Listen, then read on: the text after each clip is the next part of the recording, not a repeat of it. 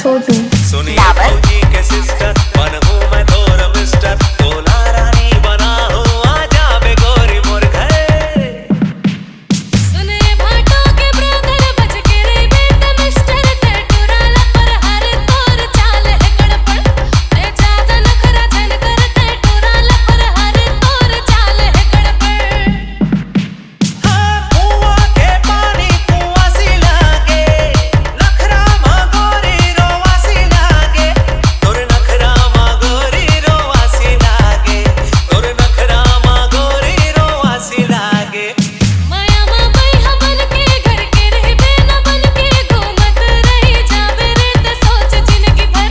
घूमत रही जावे रे मोला कहाँ पावे रे सोच जिंदगी भर